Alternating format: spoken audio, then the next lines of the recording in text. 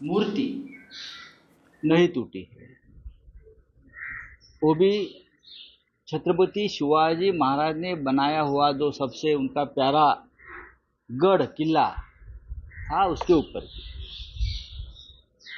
तो भ्रष्टाचार हुआ है उसमें पैसा खाया है ये लोगों ने। ये बहुत ही गंभीर बात है।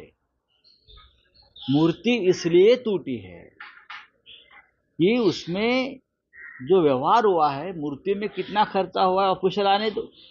कोई बोलते हैं 2000 करोड़, कोई बोलते हैं 500 करोड़, कोई बोलते हैं 3000 करोड़।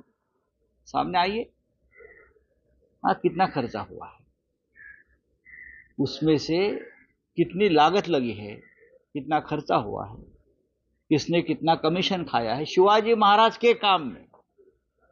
जो शिवाजी महाराज ने इस तरह से यहां प्रशासन चलाया, लोग आज भी कहते हैं कि अगर राज चलाना है तो शिवाजी महाराज जैसे चला।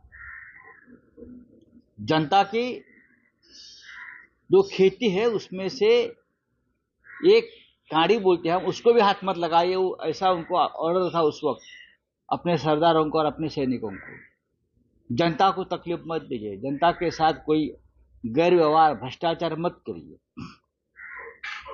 वो महाराष्ट्र के शिवाजी महाराज, उसका मूर्ति बनाने में हजारों सैकड़ों करोड़ का भ्रष्टाचार देवेंद्र फडणवीस, खास एकनाथ शिंदे।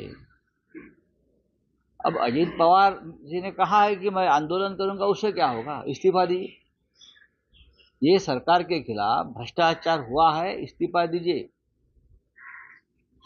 मूर्ति क्यों टूटी है? भ्रष्टाचार हुआ है ना, खुलकर बोलिए भ्रष्टाचार हुआ है, इस्तीफा दीजिए। और कहा नहीं भ्रष्टाचार करते लोग? जहां जहां राष्ट्रवाद राष्ट्रभक्ति का मामला आता है वहां ये लोगों का भ्रष्टाचार है।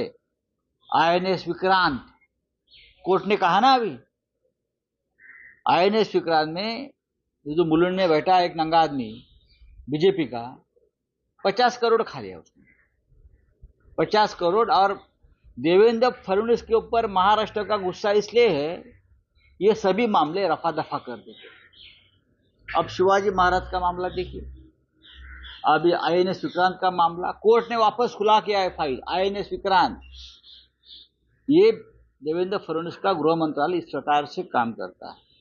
कल आपने मालौर में क्या देखा? क्या देखा आपने?